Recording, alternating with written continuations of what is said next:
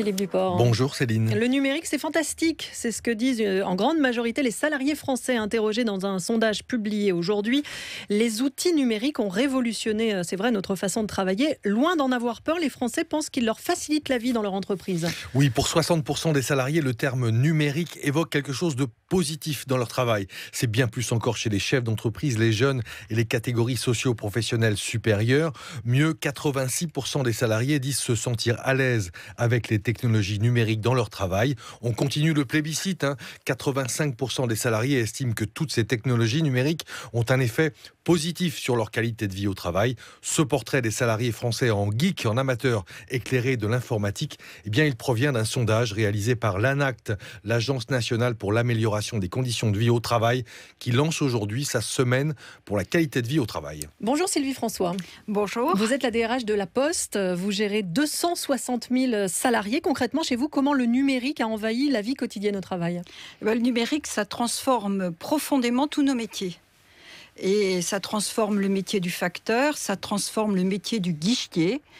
Et ça implique que nous sachions faire de l'équipement, de la formation et que nous sachions travailler autrement. Mais pour un facteur, puisque vous l'avez cité, ça change quoi vraiment ? D'abord, il est équipé. Tous les facteurs et tous leurs encadrants ont un smartphone. Depuis quelques mois seulement, je crois. Depuis quelques mois, oui, tout à fait. Ce qui fait 93 000 personnes, 93 000 postiers. Et avec ça, qu'est-ce qu'ils font ? Ils savent rendre mieux et plus vite les services qu'ils offraient. Par exemple, vous avez plus rapidement l'accusé de réception de votre recommandé. Et puis, ils savent rendre de nouveaux services. Par exemple, faire une photo d'un sinistre. Et puis, ils ont aussi de l'information en temps réel de l'entreprise. Un facteur, vous savez, c'est quelqu'un qui est 2/3 de son temps à l'extérieur. Et sur son smartphone, il a accès à toute l'information qui le concerne. Il peut même y faire une demande de congé. Alors, est-ce que ça n'a pas été difficile pour ces facteurs, mais aussi pour les guichetiers dont le métier, le travail a changé, de s'habituer à ces nouveaux outils numériques ? Tout le monde n'est pas forcément très familier avec tout ça. Il a fallu faire... Ce n'est pas intuitif. Contrairement à ce qu'on pourrait penser. Donc, il a fallu former, accompagner. Donc, nous avons formé en 2 temps, d'abord à la prise en main de l'outil, ensuite à son utilisation.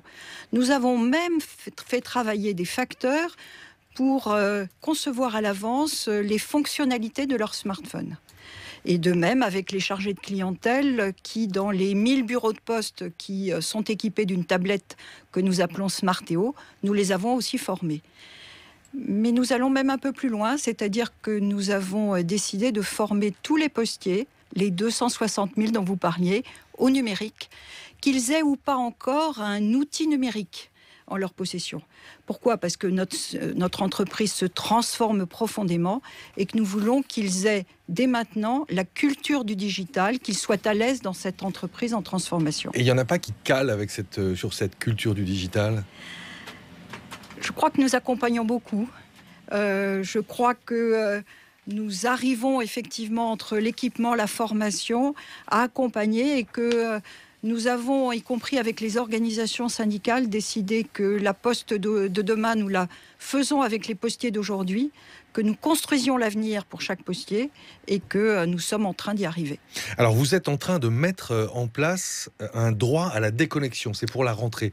Comment ça va se passer ? C'est extrêmement simple.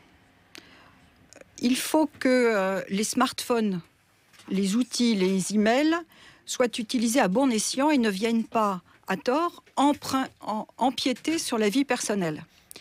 Et pour cela, nous avons, avec les partenaires sociaux, conclu un accord qui institue le droit à la déconnexion.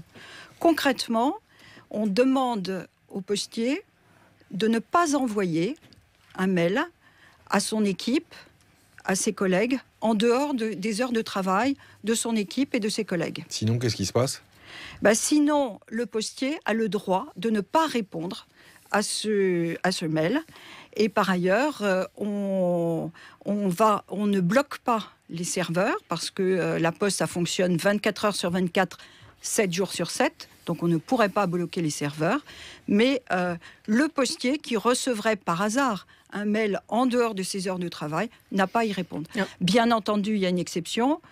S'il y a une situation grave, s'il y a une situation de danger, là, on est dans une autre situation. On est obligé de vous poser une question sur ce qui se passe en ce moment à la Poste, puisque les postiers font passer le permis de conduire depuis ce matin. Ça aussi, ça fait partie de la polyvalence induite par le numérique ? Ça fait partie des nouveaux métiers qui se créent à la Poste. Oui, depuis ce matin, il y a des postiers qui font passer, et ce sera de plus en plus, le permis de conduire, soit en bureau de poste, soit dans un autre site. Ça se passe bien ? Je crois que ça se passe bien, oui. Voilà, il faudra que vous demandiez à ceux qui ont passé le permis. C'est ce qu'on va faire. On aura un grand reportage ce soir dans le 17-20. Merci beaucoup, Sylvie François, d'être venue sur France Info, la DRH de la Poste. À demain, Philippe Duport.